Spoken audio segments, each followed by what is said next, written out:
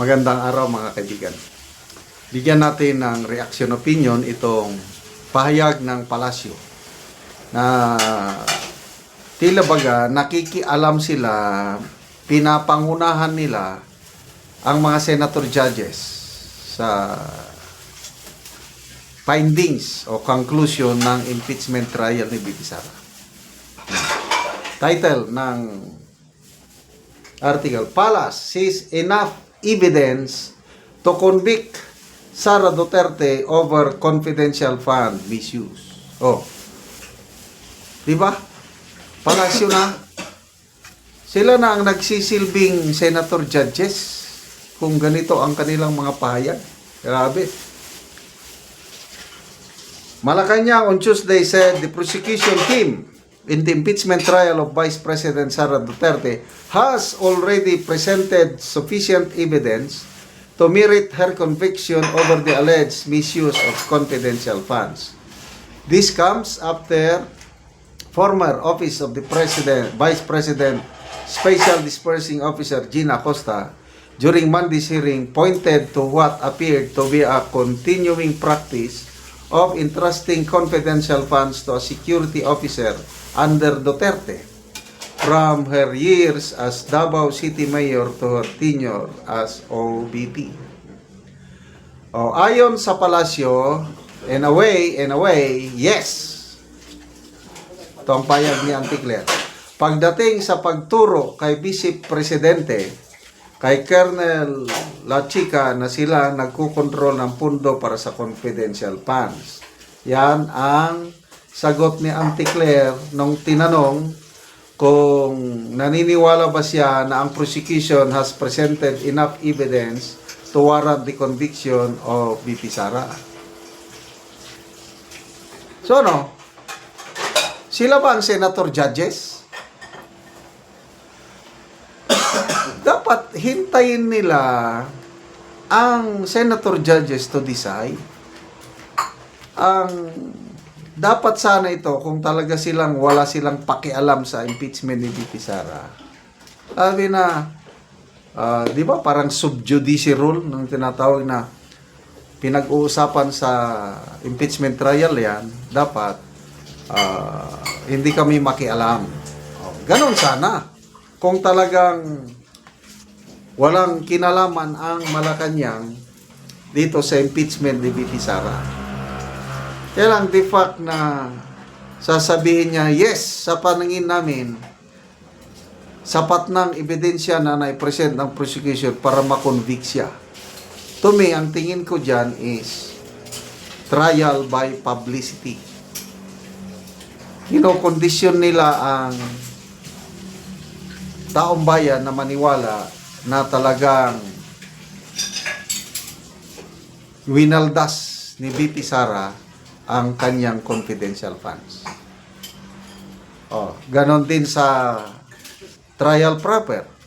Ang mga prosecution lawyers, paulit-ulit yung katagang scam. They are now concluding that the Vice President ay isang scammer pagdating sa paggamit ng confidential funds.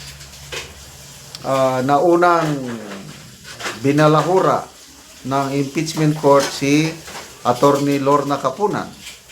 Sinabi niyang scammer si BP Sara, pina-strike sa record.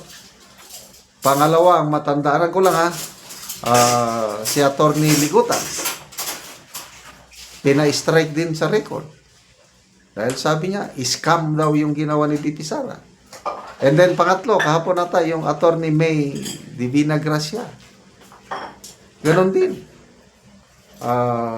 Question siya ni Senator Alan Peter Cayetano na yung mga ganong pahayag dapat hindi nila binabanggit dahil it's a conclusion of fact and law. Trabaho yun ng mga senator judges. Kaya nag-apologize yung Attorney May Divina Gracia, tapos sabi niya na we call it spade a spade. Yun ang paniniwala nila. Kaya lang, kung paulit-ulit mong sinasabi yan, that's for, narrative na yun. So, halatado na ang ginagawa nila na itong impeachment trial, ginagawa nilang platform para sirain nila si VP Sara sa mata ng publiko. Ang problema, ang publiko nawawalan naman ng interest pagsubaybay sa impeachment dahil napaka-boring na. Oh.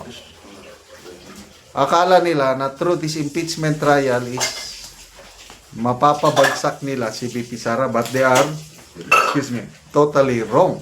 Dahil, example lang, survey ng Pulse Asia, noong March, nagsisimula na yung mini trial sa Committee on Justice.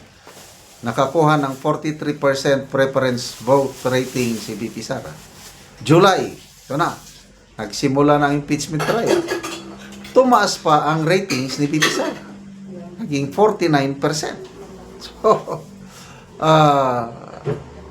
talagang desperado na itong prosecution team. Ngayon, pinag-uusapan yung confidential funds. Mismo na ang presiding officer ang nagtanong na bakit hindi nyo bakit hindi nyo tawagin si Colonel Lachica? Dahil Gina Acosta, ininkas lang niya yung pera, sinunod lang niya yung utos ni VP Sara na ibigay ang confidential funds kay Colonel Lachica. So bakit hindi nyo tawagin? Yun na sana ang kanilang pagkakataon para mapatunayan. Ang problema, ayaw nilang tawagin si Colonel Lachica. Nagbigay na ng official statement si Colonel Lachica na he is prepared to stand as witness in the trial and is prepared to tell the truth. Kailan nag-press conference si Luis Toro, sabi niya, kung ako ang tatanong yan, I do not favor the inclusion of Colonel Lachica to stand as our witness. Takot silang tawagin. Ano kayang rason? Salamat mga kaibigan sa inyong pagsubaybay sa channel nito. Nakakatulong kayo ng malaki sa tribong Talanding ng Bukidnon dahil ang sweldo natin sa channel nito is pantulong sa tribo. Namimigay tayo ng libreng yero at pako para makapagpatayo sila ng mas maayos na tirahan. Panoorin nyo ang video nito. Karon ako sa balay ni Daniela Sandolan nga taga Barangay San Miguel, Talakag, Bukidnon nga Setyo Mauswagon. So mo ni ang kahimtang dari sa sulod nga kuan na gyud na mga buslot. Solo igid kay sila ang ilang kahimtang.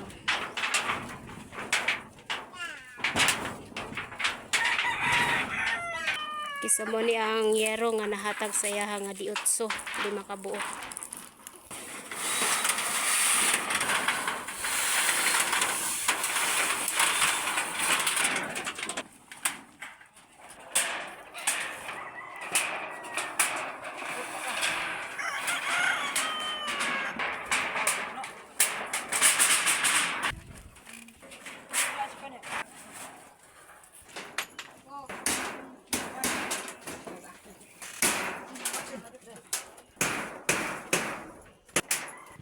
Pagkaroon naman nagyod og taod ang nahatag sa ilaha nga yero.